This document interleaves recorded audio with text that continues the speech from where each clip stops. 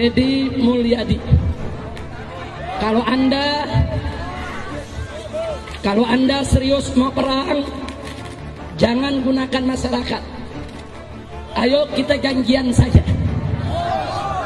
Hari apa, tanggal berapa, jam berapa, tempatnya di mana. Anda yang tetepin, kita akan datang. Takbir! Saya mau tanya umat Islam, siap hadir? Siap duel 1 lawan 1? Siap tangan kosong? Siap pakai golok? Siap pakai parang? Siap pakai basoka? Siap pakai AK? Silakan Deddy Mulyadi, tutupin aja. Mengajar tidak. Kalau kau mau perang yang gentleman, mau perang, tetepin. Kau bawa 1000, kita bawa 1000. Kau bawa 2000, kita bawa 2000.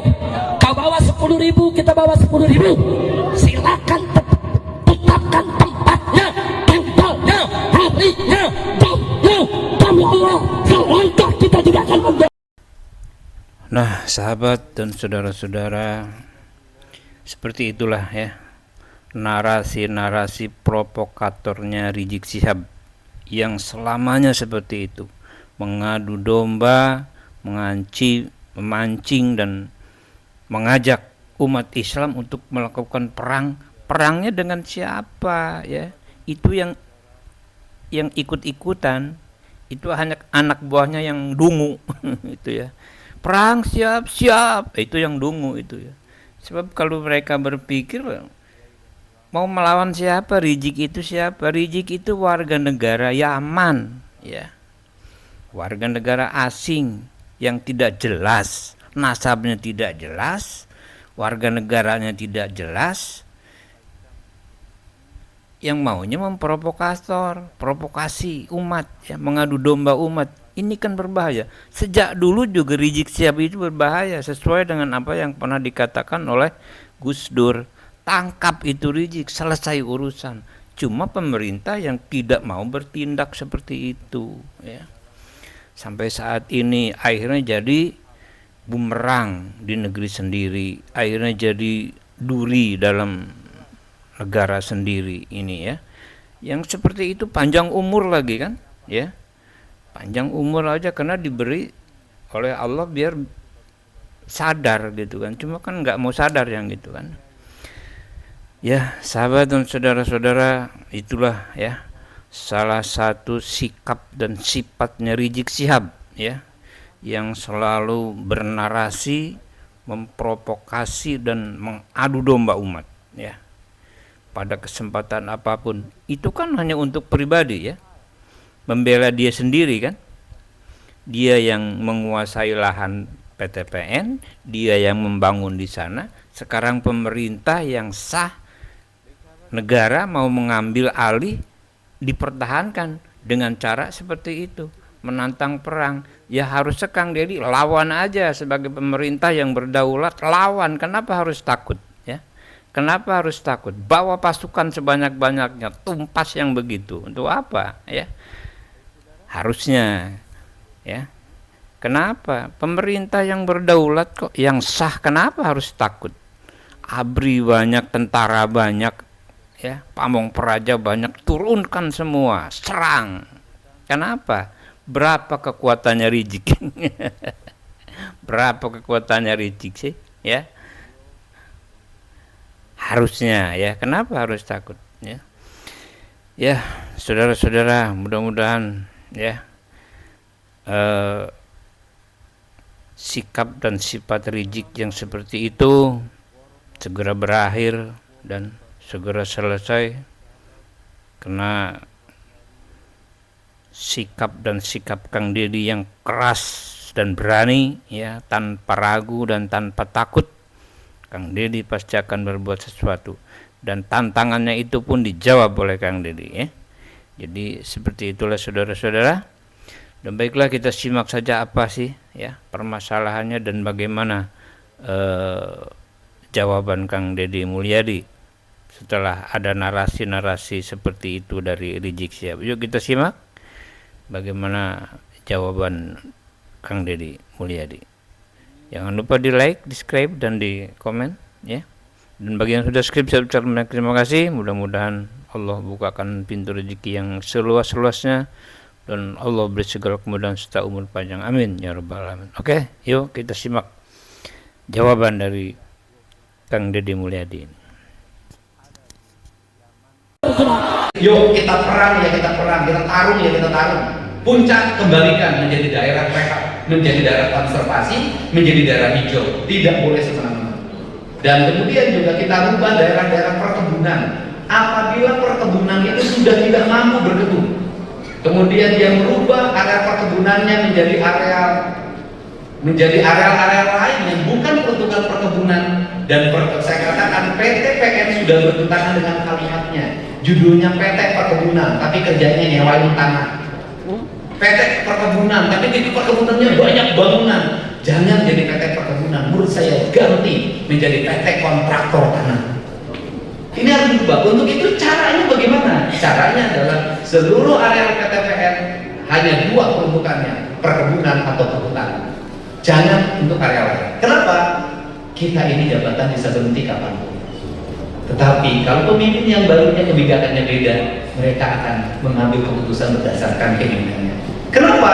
Karena bagi saya membangun harus diawali dengan kedekatan kita dengan alam. Karena kita ini dilahirkan, dididik setiap hari kita berdiri Indonesia tanah airku. Karena Indonesia tanah airku dalam pikiran saya itu saya terjemahkan dengan prinsip papat kalimat pancer, papat kalimat tunggal. Saya katakan manusia itu harus bersenyawa dengan tanahnya, manusia harus bersenyawa dengan airnya, manusia itu harus bersenyawa dengan udaranya, manusia harus bersenyawa dengan panasnya, maka dia menjadi manusia Indonesia seutuhnya. Kalau sudah menjadi manusia Indonesia seutuhnya, maka dirinya akan gelisah ketika tanahnya diganggu, ketika airnya diganggu, ketika udaranya diganggu, ketika panas mataharinya diganggu, maka ada kegelisahan dalam dirinya yang pada akhirnya dia akan bangkit untuk benahi. Dan sampai hari ini saya meyakini betul orang yang berbisnis merusak tanah, merusak air, merusak udara, dan merusak matahari, walaupun kekayaannya banyak, hidupnya akan gelisah selamanya.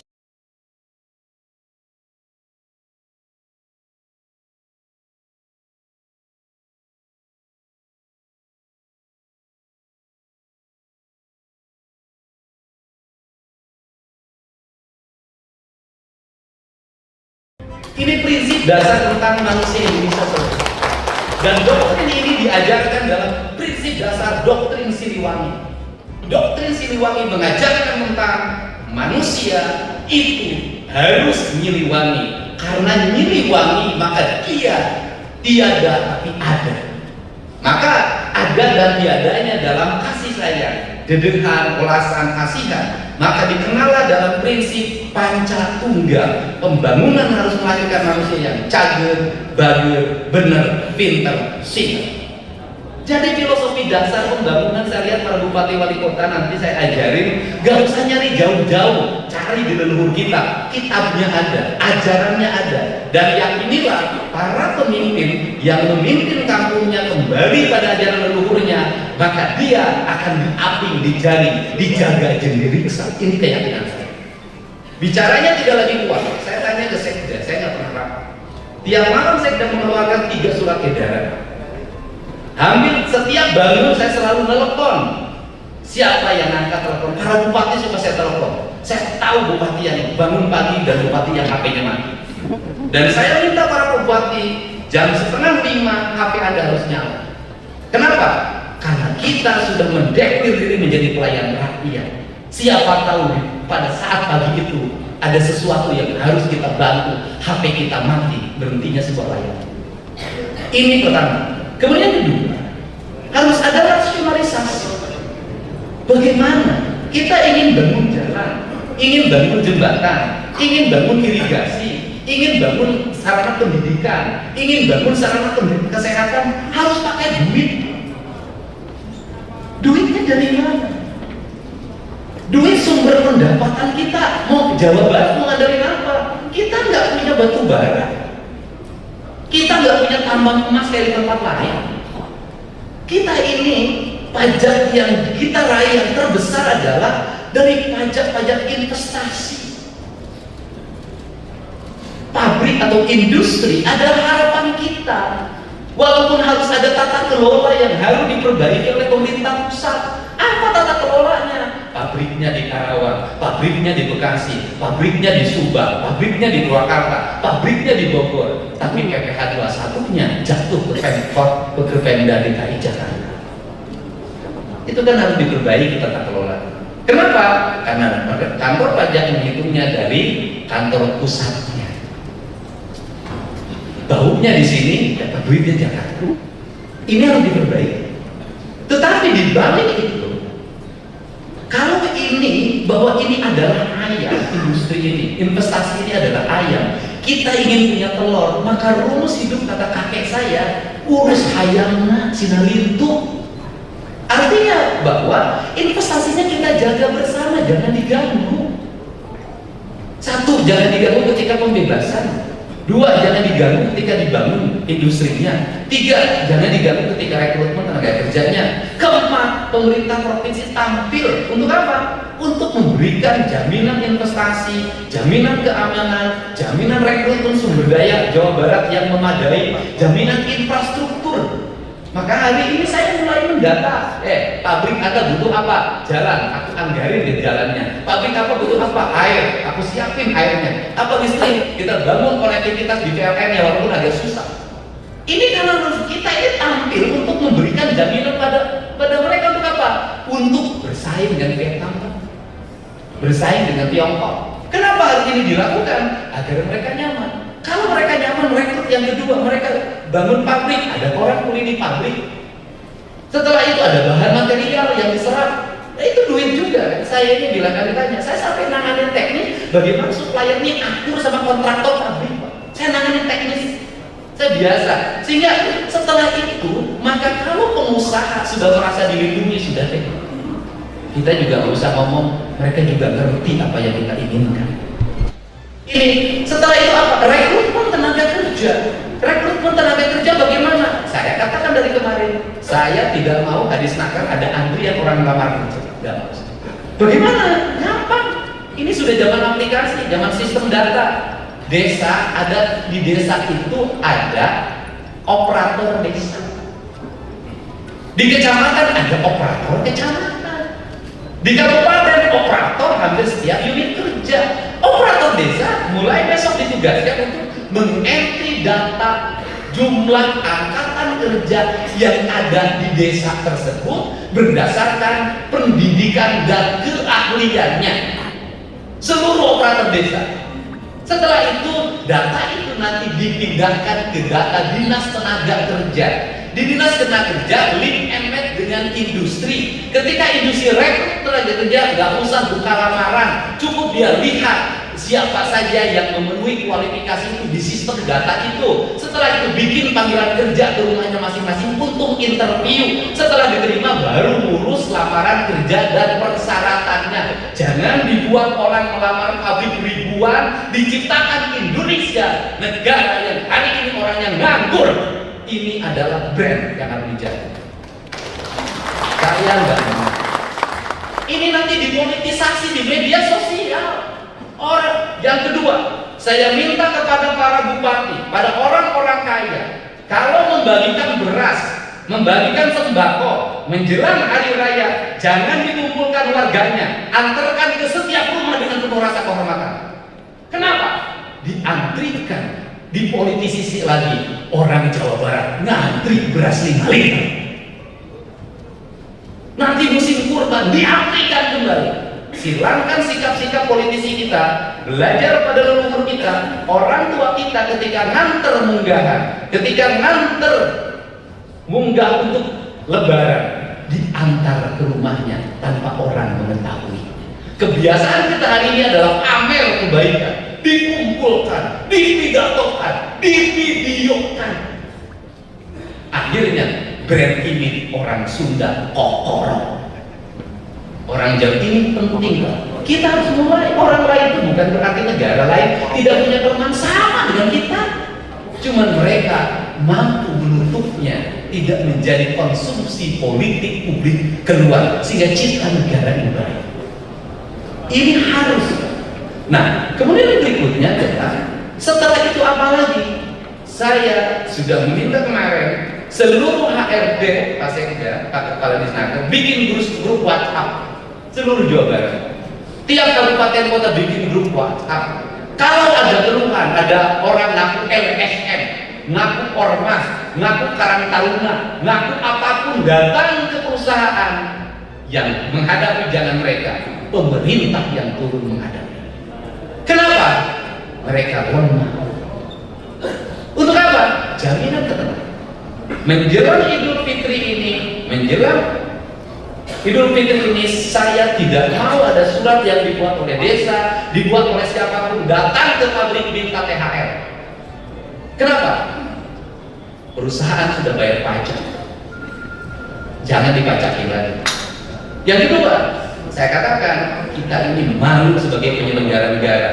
Perusahaan sudah bayar pajak, pajaknya tidak kita belanjakan sesuai dengan kebutuhan masyarakat, dihabiskan oleh birokrasi untuk perjalanan dinas, dihabiskan untuk beli baju, dihabiskan untuk kumpul-kumpul rapat-rapat, mamin-maminnya dihabiskan. Maka impres yang dijalankan oleh saya yang melahirkan efisiensi itu sesungguhnya adalah saya ingin menjawab pajak yang perusahaan bayar akan saya bayar dalam infrastruktur yang baik bagi kepentingan dunia industri. Kemudian yang berikutnya adalah para bupati, wali kota, gubernur harus jujur pada rakyat. Kalau nanti kita meresmikan pembangunan jalan, sebutin sumber duitnya dari mana. Jalan di desa ini, misalnya di jalan di desa Kutajaya dibangun dari pajak, dana alokasi umum, dari PPh 21, dari PPN yang itu dibayar oleh industri yang ada di sekitar kita. Ibu dapat manfaatnya sekarang. Untuk itu jaga pabriknya, karena pabrik ini kita punya jalan bagus, karena pabrik ini kita punya rumah bagus. Nah, desain pembangunan Pak Bupati Bekasi, Pak Bupati Purwakarta, Bupati Subang yang hari ini menjadi industri, di sekarang di PRKD yang akan kita susun, lihat industri itu berada di mana di desa apa. Tuntaskan seluruh kebutuhan masyarakat di desa yang ada pabriknya. Tuntaskan air bersihnya, tuntaskan sekolahnya, tuntaskan jalan lingkungannya, tuntaskan rumah rakyat miskin, tuntaskan. Kenapa? Dengan mentuntaskan itu sesungguhnya kita sedang menjaga hubungan industrial antara rakyat dengan dunia industri.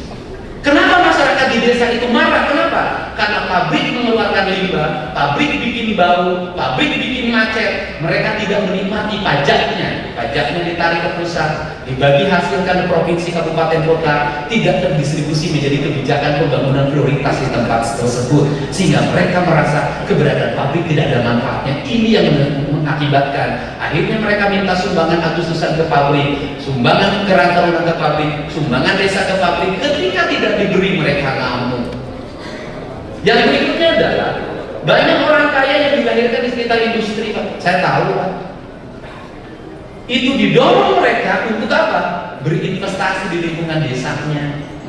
Bagaimana rumah rakyat miskinnya dibangunkan oleh orang yang menikmati dari limbah segala macam. Jangan terus nambah istri, jangan terus nambah rumah di tempat lain. Yang dapat baunya di sini, istri mudanya di Kuningan misalnya. Ini harus segera dibenahi manajemen ini. Kenapa?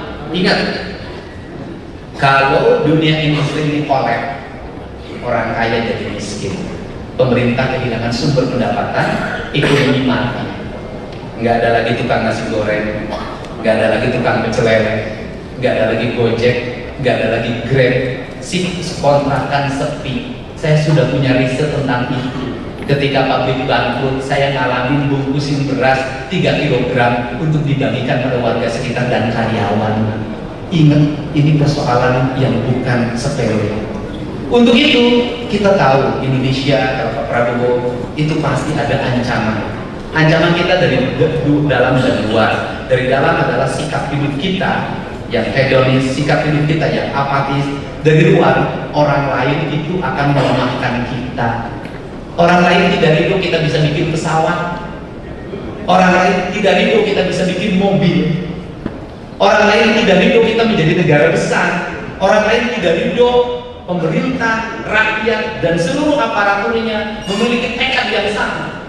Maka ada sistematika gerakan intelijen yang dibangun dalam pandangan saya untuk melemahkan generasi. Satu, membuat anak-anak sekolah menjadi kolokan, lemah mentalnya, ingin disuapin, ingin jalan-jalan dalam setiap hari, jajannya pengen setiap waktu, nggak mau jalan kaki, pengen naik motor, dicekokin oleh obat-obatan yang bisa diraih dengan murah, minuman. Mereka lemah, menuntut ibunya jual sawahnya, jual kebunnya, lemah. Ini generasi yang lemah.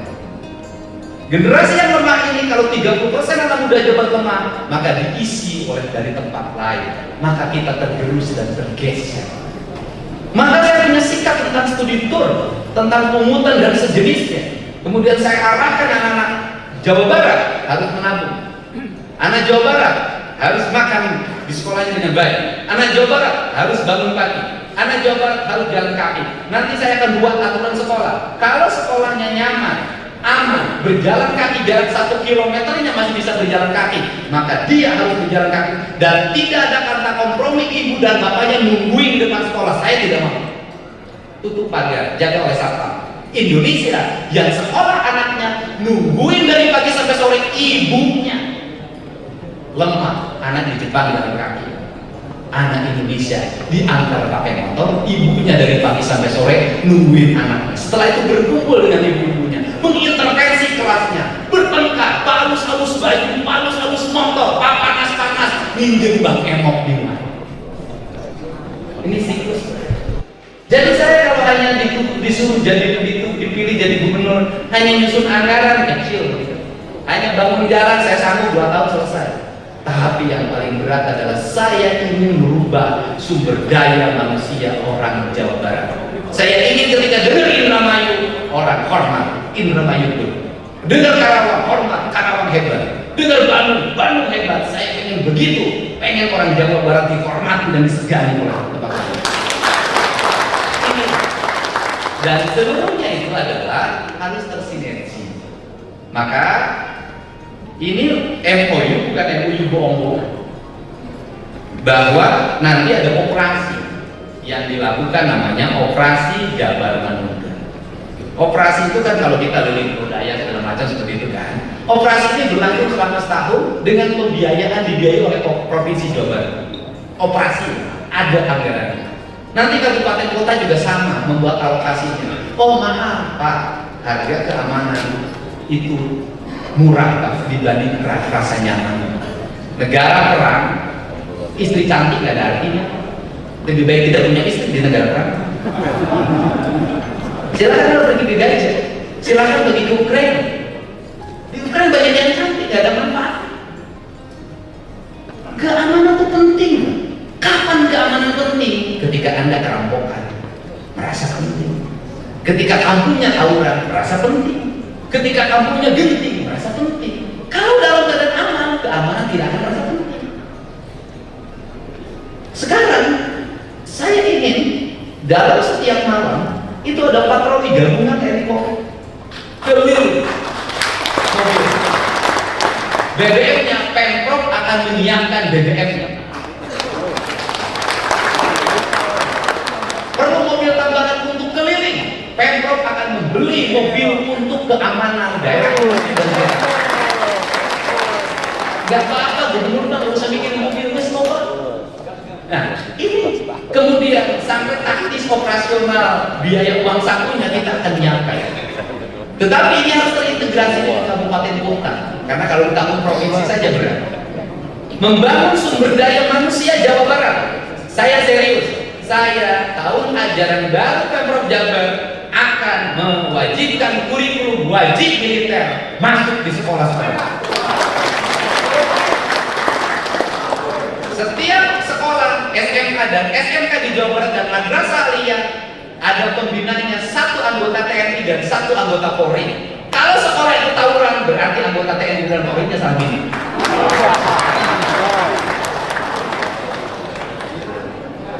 Ya Pak, ini penting Pak. Jadi nanti bisa jadi, ini saya bisa jadi baju yang dipakai oleh gubernur dan para bupati di Magelang itulah baju yang akan dipakai oleh anak-anak SMA dan SMK Jawa Barat. Saya pakai seragam itu, Komcat, biar terbentuk karakternya, dan dari situ sudah mulai dipilah minat dan bakat. Yang mau jadi tentara sudah ada arahnya. Yang mau jadi polisi sudah ada arahnya. Yang mau jadi Satpol PP ada arahnya. Penting Pak. Kenapa? Rekrutmen Satpol PP sembarangan. Tidak dilatih, udah bukan nongkrong, jadi Satpol PP langsung dibariskan. Begitu maju. Harus. Nah, kan pada akhirnya kalau kejaksaan, kepolisian, tentara menjadi satu sistem, nanti kita rumusin pelanggaran-pelanggaran Pak. Kalau sudah ada jaksanya, tindakannya apa, sidang di tempat apa, kita rumusin itu semuanya dengan baik. Kenapa? Kita ingin mencapai sebuah tujuan, masyarakat Jawa Barat yang bermahrifat, repek, dan pada akhirnya semua orang maju pada satu tujuan bahwa kita harus menciptakan negeri ini aman, nyaman, dan damai. Inilah orientasi-orientasi yang dibuat dalam sistem yang akan saya kembangkan. Kemudian nanti terintegrasi dengan pertanian, terintegrasi dengan peternakan, terintegrasi dengan kelautan. Nanti saya punya sistem seluruh rumusan-rumusan kurikulum itu yang pada akhirnya saya meyakini betul asal satu, pemimpinnya harus siap dihujat. Dan saya dari dulu selalu mengambil keputusan jadi pemimpin bukan untuk dipuji, tapi jadi pemimpin bisa jadi untuk dicaci maki. Kenapa? Saya berikan ibarat. Seorang ayah yang memanjakan anaknya sejak kecil pasti dipuji terus oleh anak. Pengen ini dibelikan, pengen ini dibelikan, pengen ini dibelikan. Tapi suatu saat anaknya menjadi anak yang lemah karena disuapin terus. Dan pada saat dewasa itu anaknya akan menyalahkan bapak. Kenapa? Bapak dulu salah mendidik saya. Tapi anaknya sejak kecil dididik mandiri, belajar nyuci, belajar nyetrika, suruh lari, bangun pagi, bersihin rumah, suruh baca. Kalau tidak mau baca kakinya dimasukin ke ember, saya alami. Kalau saya tidak mau baca, bapak saya ngambil ember, muka saya dicocokin begini, harus baca. Kemudian waktu itu saya marah sama bapak saya paling galak di antara sekampung saya. Hari ini saya menguji, kalau dulu bapak tidak melakukan itu pada saya, tidak akan ada diri yang seperti hari ini. Kita lebih baik menjadi pemimpin yang dicaci maki, tapi kemudian dikenang. Saya pernah melakukan itu di Purwakarta. Saat memimpin, saya bupati yang demo setiap hari, dikafirin, dimusyrikin, tiada hari tanpa demo. Saya pernah di demo selama setahun tidak pernah berhenti, minggu pun di demo. Hari ini orang Purwakarta kemarin mencari saya, ingin pemimpin yang meneruskan kepemimpinan saya. Walaupun wajah pas-pasan, di badan pas-pasan, karena yang dianggap representasi Deddy Mulyadi akhirnya dipilih juga. Tepuk tangan itu bukti. Itu saja. Saya mohon bantuan para Kapolsek, para Kapolres, para Danramil, Pak Dandim, semuanya se-Jawa Barat. Insya Allah kita ingin sama-sama mengabdi, berbakti dan bekerja untuk kepentingan masyarakat Jawa Barat. Insya Allah namanya Indonesia tanah air, Indonesia tumpah darahku. Saya lebih memilih disinilah aku berdiri. Kalau di Indonesia Raya kan di sanalah aku berdiri. Aku memilih disinilah aku berdiri, karena kalau di sanalah aku berdiri berarti saya lagi di Hong Kong. Karena saya tinggal di sini, maka di sinilah berdiri. Mudah-mudahan kita ingin wujudkan cita-cita proklamasi kemerdekaan Republik Indonesia bisa terwujud, dan kita ingin mewujudkan. Kita memulai dari Jawa Barat. Jawa Barat adalah pelopor perubahan bagi Indonesia maju. Jawa Barat istimewa. Hatur nuhun. Wa Assalamualaikum warahmatullahi wabarakatuh. Sampurasun. Jawa Barat.